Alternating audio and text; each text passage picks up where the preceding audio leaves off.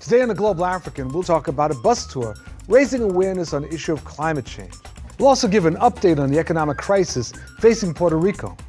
That's today on The Global African. I'm glad you joined us again. I'm your host, Bill Fletcher. Don't go anywhere.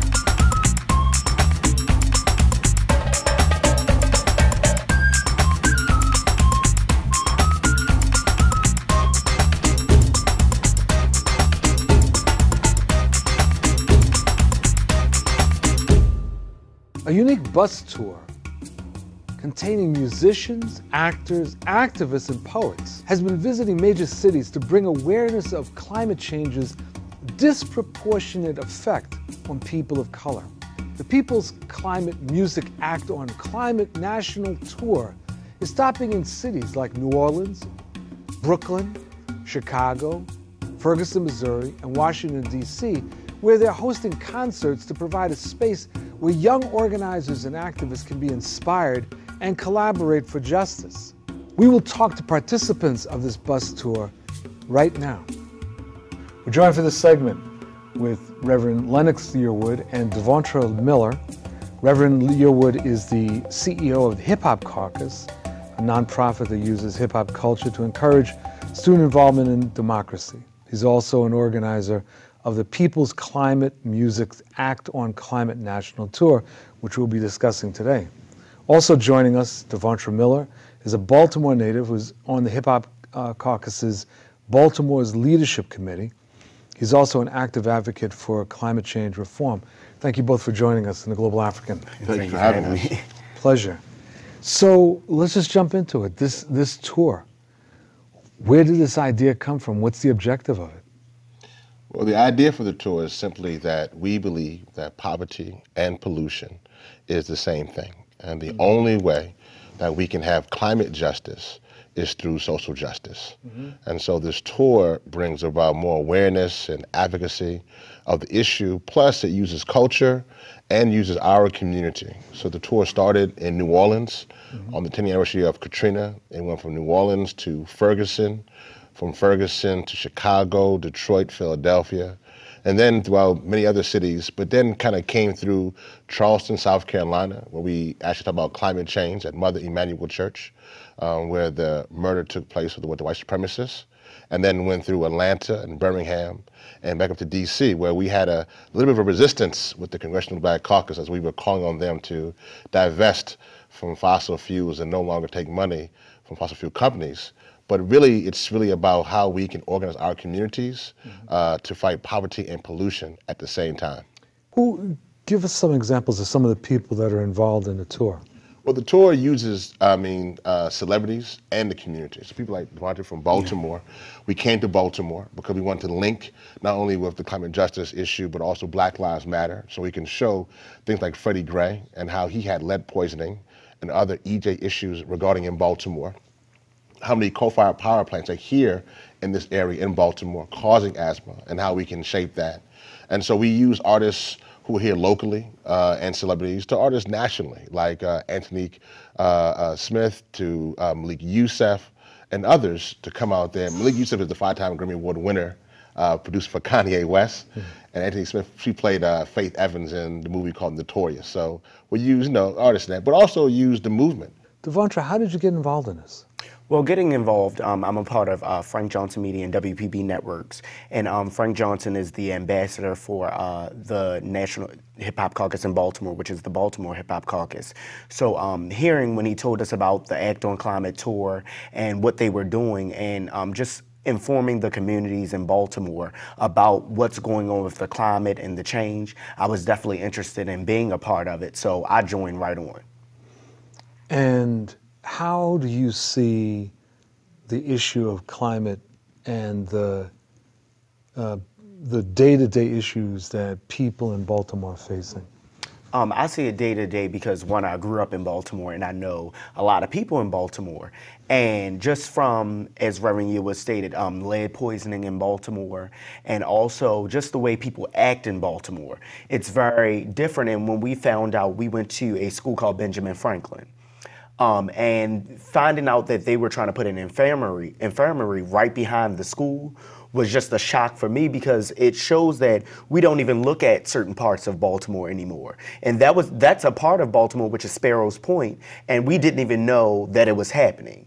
And it was just a shocker for us that grew up here, because we don't even look at them. It's like a whole different city and a whole different world out there. And knowing that that's what they're going through on a day-to-day basis, trying to fight against that, it was definitely eye-opening for us. Reverend Neal, with this, the tour and the larger work, before we started this, we were just speaking briefly about the so-called big greens, the more traditional environmental groups. What has been your relationship with the more traditional environmental groups, and how do they look at the orientation that the Hip Hop Caucus is trying to advance? Well, first, let me just say that I just want to give a shout out to the environmental justice history in this country, from those from Damu Smith, to long time Washington, D.C. most based definitely activists who who also broke down silos, like Wish for Peace, and then connected that with climate as well. Dr. Bullard out in Houston, Dr. Beverly Wright, who's out there, who's in Dillard, Louisiana, even Dr. Ben Chavis, his years in North Carolina. I think so. I just want to make sure that there's always been a history, a long history of people of color being concerned about the environment. It is not new, and I think that's important, because I think that if you look at just the modern day environmental movement, you would just say, well, this is just a mostly white elite movement based upon the coast, either on the West Coast or the East Coast, or primarily in Vermont, and usually wearing Birkenstock. So I think that there's a change here, which that always wasn't the case. But there is a shift that I think that you do see now, more people of color being engaged in this issue, and combine the issue, because it's a survival mechanism. They're recognizing, pretty much post-Katrina, they saw that poor people and poor people of color being left behind in the richest country in the world, that we have to take care of ourselves, that while it's good to have a quote-unquote FEMA, that we need to have our own PEMA, our own People's Emergency Management Agency, where we can take care of ourselves. But when we look even past Hurricane Katrina, why was Louisiana called Cancer Alley? What was with the water runoffs, or the landfills, or all those kind of things that were put in those communities? So I think that with the Big Greens, we came into this process really looking at how we can speak for ourselves, which was the mantra of the EJ movement, speaking for ourselves. And so we came into this movement literally how we can speak for ourselves, but also how we can connect the dots and make more people aware of this issue. And I think that's where we are now. And I think this tour allowed for that to take place. And here in Baltimore, is there a particular campaign that you're undertaking within Baltimore and organizing people around? Yes, we actually did a school tour. I don't know if you heard about it. It's called Solutions for Be More with the Hip Hop Caucus. And that's one of our campaigns where we're getting the solutions for how we can better society in Baltimore, starting with the young people. Bringing the young people and bringing the older generation together as one, and finding out those solutions that we can change Baltimore. Now, was it about a year or so ago, there was a big controversy around an incinerator Yes. here in Baltimore. Yes. Were you involved in that whole struggle? We actually, just finding out about it, we were not involved because we didn't even know Benjamin Franklin had even those problems. Until, as I stated before, when we did the Hip Hop Caucus tour, Act on Climate, finding out about it, it was a shocker because we didn't even know anything about it. And I'm glad that we came in at this point, because now we can help them out with anything that they need with trying to fight against the incinerator being put in Baltimore. So one of the things that was noteworthy in that dispute was the counterposing of jobs and the environment.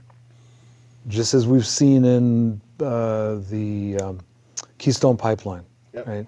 And I was actually in a meeting with some trade union folks, and the meeting was very divided. Between those that felt they needed to oppose the incinerator and join with community groups that were opposing it, and those that were in favor of the incinerator and said that the incinerator had met the EPA requirements and this whole thing was being blown out of proportion, and that what was at stake was a lot of jobs. And so I was just wondering, either or both of you, how using that as an example, I mean, let's unpack it a little bit. What are your thoughts? Now, what we believe is this, is that clearly that is a false argument. It's a false argument because if you have people who are getting sick, they can't work.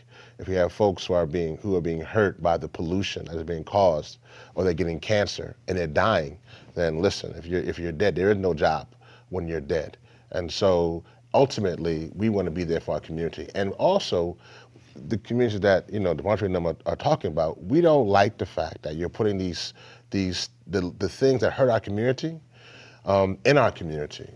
Coal-fired power plants, as an example, 68% of African Americans live within 30 miles of coal-fired power plants. In some places like Chicago, literally it's a mile, it's literally a feet away from playgrounds where these pollution is being emitted next to children who are playing. So that argument of a job at the cost, when we can transition to clean energy jobs, we can have there are actually more jobs in that sector if folks are investing in that, so they can have more jobs and more, not even jobs, but also entrepreneurs in that sector as well for young people of color. The relationship between the environmental justice movement and the movement for Black Lives. I'm just curious how you're both looking at it, whether you're having strategic discussions with other people in the movement, because, I mean, I realize that there have been like platform type statements made by people in the movement for Black Lives around a variety of issues. But the reality is that it really does focus on racist violence and police lynchings. That's the thrust of the movement. How is it that you're looking at what you're doing in relationship to that movement? Well, I say they both relate together. Although it's about police violence, Black Lives Matter may be about police violence and lynchings and things like that, it still goes hand in hand, because if you're not healthy with all the things that are going on with health concerns and all of that, it's killing Black lives. So if it's killing Black lives matter, because Black lives need to be healthy in order for them to live. And I'll just add this to that. I think that, being killed by the badge in that whole process is an injustice that our community has seen for many years and needs to fight. It is not new from Jim Crow to now, and we must stand up, and particularly those who are using the badge as a leverage to get away with murder is wrong. At the same time, those who are using the boardroom as a leverage for murder is also wrong. Those who are sitting around in boardrooms who are putting things in our communities that are also killing our children. Eric Garner is a great example of this. Eric Garner is somebody who, even Staten Island, has the most trees of any borough in New York, still received the F air quality grade and had acute asthma. And even though he died because of an illegal chokehold, if he had not, when he was saying, "I can't breathe," he still was dying because of asthma. What's important to note is that most of Eric Garner's children also have asthma. Mm-hmm. So not only are you killing Eric Garner through one means, he could have died through the chokehold or through the asthma, but you're also killing his entire family as well. And so I think this is the reason why they clearly are linked together. But what do we have to do at the level of strategy to make these real mass movements? Because even though we can demonstrate around the country different struggles that have taken place around environmental justice, the movement, at least among African Americans, on environmental justice does not compare with the response that Black Lives Matter and the movement for Black Lives was able to generate in addressing police violence. How do we build more of not simply a consciousness, but a movement towards activism around this? Because one of the big concerns I have it seemed like there's really nothing that we can do. And I've seen this in a lot of different constituencies where people are feeling overwhelmed by the scale of the crisis, such that they end up, they may use good rhetoric or not, but they often engage in denial or in action. So there are people doing the work that you're doing. There's environmental justice activists all around the country that are engaging in good struggles. There's a Climate Justice Alliance, which brings together a lot of environmental justice, right?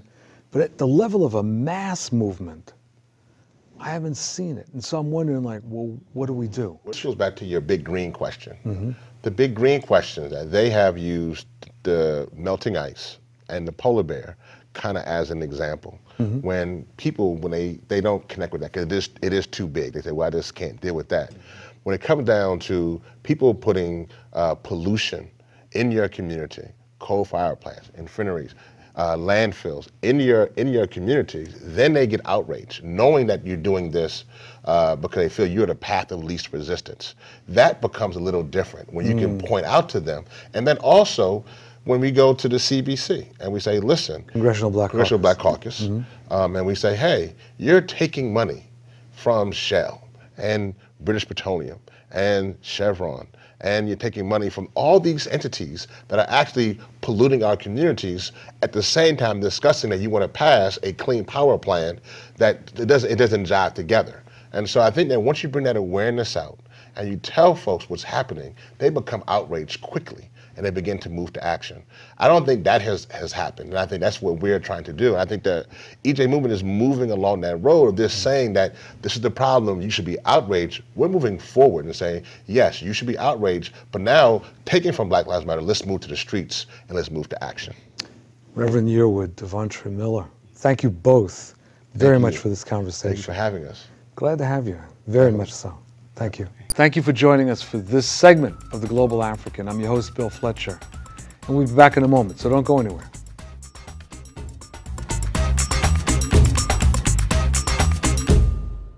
In our last segment on Puerto Rico's debt crisis, we touched on the factors that led to its decade-long recession, population loss, and the neoliberal factors causing the Caribbean islands' crisis. In April, Puerto Rico's governor, Alejandro Garcia Padilla, characterized the debt as unpayable, calling it a death spiral and saying further, quote, "I would love to have an easier option. This is not politics, this is math," unquote. On August 3rd, the island defaulted on a $58 million payment, giving no alleviation to the $72 billion debt. On Thursday, October 8th, Puerto Rico's representative in Congress, Pedro Pierluisi, who holds no voting power, announced plans for a bill that would authorize the U.S. Treasury Department to repay the bonds. This outcome can only suggest more austerity policies, as evident in Greece, Detroit, and other cash-strapped areas suffering the great brunt of the 2008 global financial meltdown.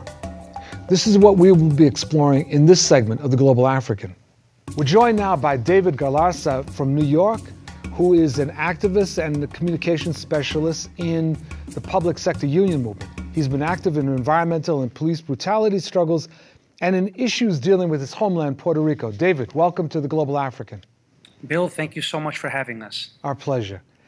So let's just take it from the top. What is the current situation? I mean, we're told that there was a default, yet very little information in the mainstream media. And frankly, David, Congress, the U.S. Congress, just doesn't seem to be treating this like a crisis.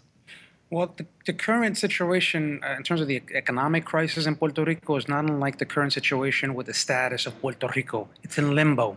They don't know what to make of it because as a 100-plus-year-old colony of the United States, Puerto Rico has always been given second-class citizenship status. You know, we have a member of Congress that has a voice but no vote. We have some 3.5 million Puerto Ricanos living on the island that really have no say in terms of what's been being done in Congress. We do have 3 members of Congress that are of Puerto Rican descent that have been trying to at least raise the issue of Puerto Rico, but by and large, Puerto Rico's fate as a colony of the United States means that it doesn't really get the kind of attention that a Detroit would get or any other municipality or town or state in this country. And it is a grave crisis, not unlike what's happened in Greece, not unlike what's happened in Spain, not unlike what's happened in Argentina, and it's got a lot of the same ugly players. So the people of Puerto Rico, seems to me, are being stepped on repeatedly by government as well as finance. There have been demands for further and further austerity, which is actually not new. So what's happening on the ground? Are people fighting back? On the ground in Puerto Rico, people are fighting back because of, again, the long-term colonial relationship that Puerto Rico has had with the United States. Mm-hmm. It's not like a situation like in Greece, or not a situation like in Spain where people are out on the streets in massive quantities and numbers, because there is still federal money, flowing to Puerto Rico. There's still all kinds of different federal programs, though they are cutting back on many of those as well. In Puerto Rico. So there are sectors like the labor sector, the independent sector, and different civil society groups that are slowly but surely coming together here in the diaspora, where we now have, for the first time, more Puerto Ricanos living in places like New York and Orlando and Hartford and Philadelphia, Chicago, etc. We've also seen a number of different organizations and groups and coalitions sprout up to also, here in New York, where I'm very active, we have a call to action on Puerto Rico, which has been linking up with other organizations like the hedge fund, the hedge clippers, mm-hmm. and different organizations that they work with to hold the hedge fund vultures that are preying on Puerto Rico accountable, be it John Paulson or being the folks associated with other groups on Wall Street and on 6th Avenue and on Park Avenue. Are there debates going on in Puerto Rico or within the Puerto Rican diaspora about how to balance this immediate fight around the austerity issue and the longer-term status question? Try to find ways to bridge our common struggle, whether you be a statehooder or a Commonwealth person or independentista, and just address the issues at hand. Right now, we have a massive exodus of Puerto Ricanos leaving the island. That whole, stereotype about Puerto Ricanos being lazy, hundreds of thousands are leaving because they need to find work, and so mm-hmm. they're winding up in places like Florida, New York, and Connecticut, and so forth. Mm-hmm. We have a massive brain drain going on in Puerto Rico. The cream of the crop are leaving from the University of Puerto Rico and being snapped up by NASA and other science, and technology companies out west in Colorado and Arizona and so forth. We have a massive crisis right now with healthcare. We have a massive crisis right now going on with education. And all of these things need to be addressed in a way that's inclusive of everyone, regardless of a lot of their political background and ideology, but by the same token also showing why it's important for us to finally achieve independence as a nation, because a lot of these problems are rooted in the fact that, for instance, we can't form our own trading partners. Not too long ago, I was in the room in the Caribe Hilton when a former governor, Sila Calderon, was being inaugurated. Hugo Chavez was in that room before he became the Hugo Chavez that we knew and many of us, love. Mm-hmm. And he offered at that point to give Puerto Rico discount oil and discounted petroleum. Of course, the U.S. put the kibosh on that because, again, we can't form our own trading partners. Right now, gas and oil is at an all-time high in Puerto Rico, and they charge a tax upon that too.